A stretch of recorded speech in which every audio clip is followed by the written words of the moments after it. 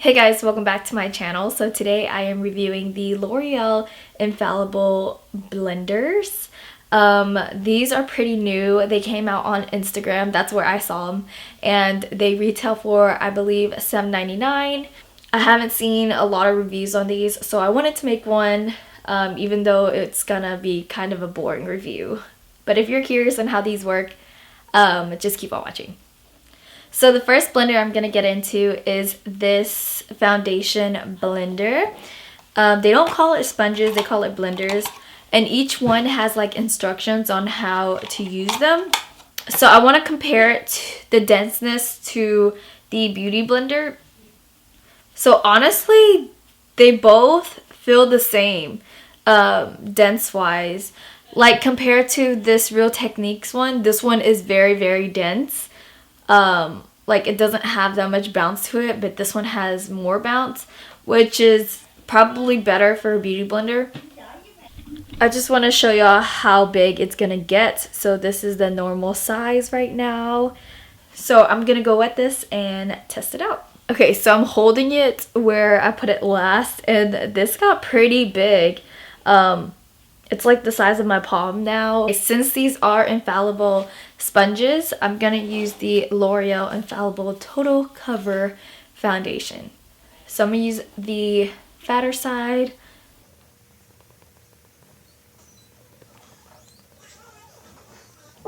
Wow, it's working kind of like a beauty blender. I really like this end of it. It does blend out quite fast, but it's pretty nice so far. It's just taking up a little bit of my foundation. I might have to use a little more than usual, but other than that, it's giving a really nice like finish.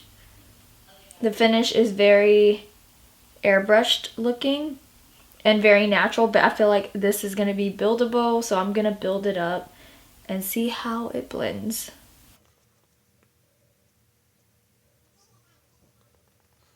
I really like this indent right here. It makes it easy to grip it. And low-key, it's already ripping. Like, I'll show you guys. And I just used this. This is my first time using it, so it kind of ripped. So I only used this once, and it already has a tear in it. And I know I wasn't going that hard, so that's kind of a con. But honestly, I'm not tripping that much. I could care less if there's a tear as long as the sponge works. Okay, so next I have this concealer sponge. It's so cute. I've never seen a concealer sponge ever besides the Real Techniques one, but those are shaped differently. This one's a little bit bigger, and I like how this fits like right under the eye as well as at the crevice of the nose, like this area right here, which is hard to get foundation in. Oh, just for size reference, this is what it looks like against my face. And I'm gonna go put some water in it now. Okay, so this expanded quite a bit.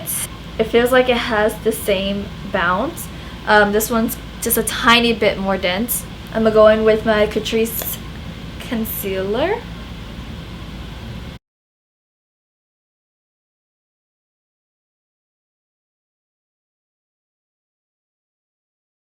Actually, I'm really liking how this is looking so far. I feel like since it is a bit more dense, it's spreading it everywhere and not picking up as much product, which is good for concealer because I'm trying to conceal my under eyes. I honestly don't know what you use this side for. Maybe you could use it like this, but I don't know. So it's pretty good. It's not looking cakey whatsoever, so I'm impressed with that. Oh, so it's saying to use this tip right here to apply the concealer, but let me try that real quick. To apply it, so you apply it here.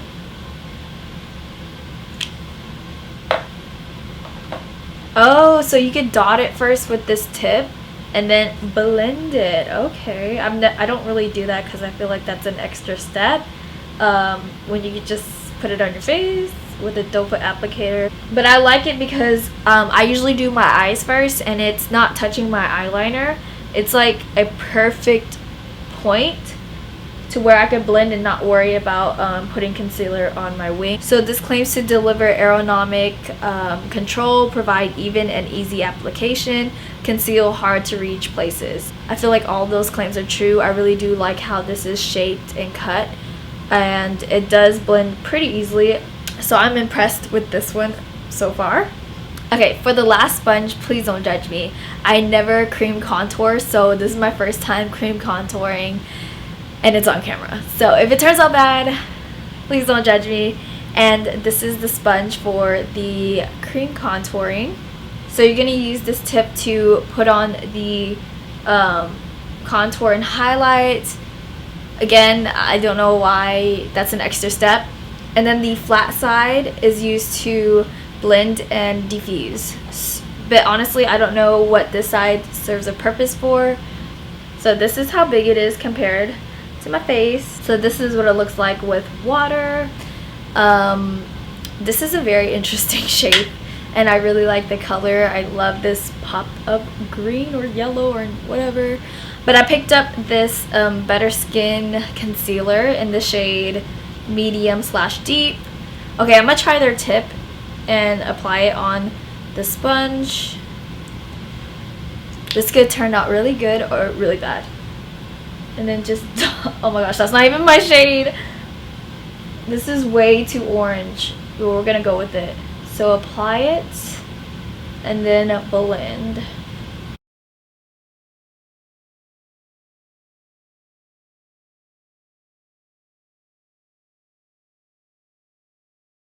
I'm not really liking this sponge. Not really. I don't think cream contouring is my thing.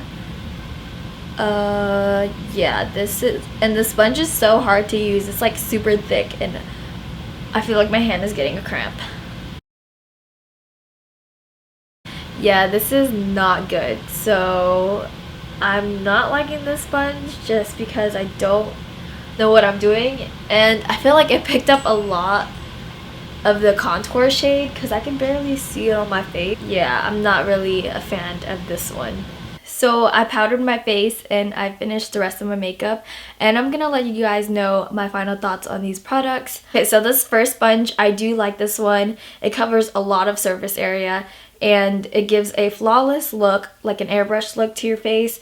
And I also liked how it applied like loose face powder. I set my under eyes with this and it picked up the product really nicely, and the powder laid nicely under my eye thanks to the sponge. The only thing I don't like about the sponge is that it tore really easily and I wasn't even rough with it. So I'm very curious on how this will last. But other than that, I really do like this sponge. The concealer one, I highly recommend. I'm so in love with the sponge. It fits perfectly under the eyes. It fits under the nose. I like the cut and I like the shape of it. It's very comfortable holding it and it blends really well. I haven't used this to set my under eyes with powder, but I'm pretty sure it's going to be good. I will recommend this one out of the three just because I've never seen a product like this before.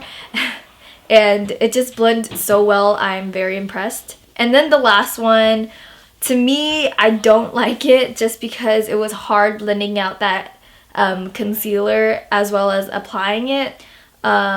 And the shape is just awkward, and for some reason this material is different from this one. Like, this one's more porous and this one's very dense. Like, it feels like a sponge you would wash your car with. That's what this one feels like. But it could be that I don't know how to cream contour, but for me the sponge is a no.